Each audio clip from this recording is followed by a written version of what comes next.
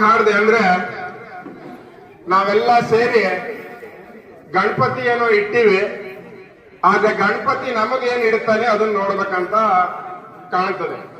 ಯಾಕಂದ್ರೆ ಒಂದು 4-5 ತಿಂಗಳು ಬಿಸಿಲಲ್ಲಿ ನಾವೆಲ್ಲ ಕಾದ ಅರೆಕಲ್ ತರ ಆಗಿದ್ದು.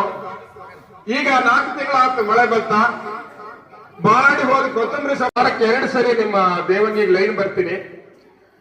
ನಂಗೆ ವಿಕಾಸ ಅಂದ್ರೆ ಏನೋ ಒಂಥರ ಇಷ್ಟ. ಮಂಜಾಣನ ಹೋಟ್ಲಲ್ಲಿ ಇರ್ತಾನೆ, ಬಹಳ ಚೆಲ್ಲು ಹೊಡಿ ಚಪ್ಪಾಳೆ ಪಾಪ ಹೊಡಿ. ಯಾಕಂದ್ರೆ ಬಹಳ ಚೆಲ್ಲು ವಿಕಾಸ.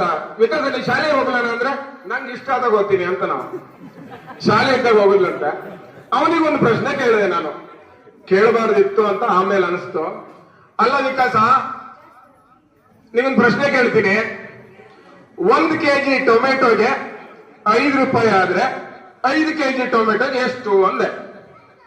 ಅವನ್ ಚೂರ್ ಹಿಂಗೆ ಮೇಲೆ ಕೆಳಗೆ ನೋಡಿ ಹೀ ಅಂದ, ಒಂಥರ ಕಿಸಿದ್ ಹಿಂಗೆ ಕಡೆಗೆ. ಅಲ್ಲ ನಿಮ್ಗೆಂತ ಮಂಡಿ ಕೆಟ್ಟದನ್ರಿ ಅಂದ. ಯಾಕೆ ನೀವು ಹಿಂಗೆ ಹೇಳ್ತಾನೆ? ನನ್ನ ಪ್ರಶ್ನೆಯಲ್ಲಿ ಏನಾದ್ರು ತಪ್ಪ? ಇಲ್ಲ.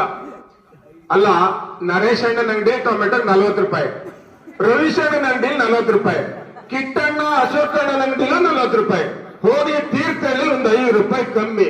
5 ರೂಪಾಯಿ ಟೊಮೆಟೊ ನಿಮ್ಮ ಅಪ್ಪ ಕೊಡ್ತಾನ ಕೇಳ್ದ. ನನ್ನ ಪ್ರಶ್ನೆಲ್ಲೂ ತಪ್ಪಿರ್ಲ, ಅವನ ಉತ್ತರದಲ್ಲೂ ತಪ್ಪಿರ್ಲ. ಆದ್ರೆ ಈ ಕಾಮನ್ ಸೆನ್ಸ್ ಬರೋದು ಸರ್ಕಾರಿ ಶಾಲೆಯಲ್ಲಿ ಓದಿರೋ ಮಕ್ಕಳಿಗೆ ಮಾತ್ರ.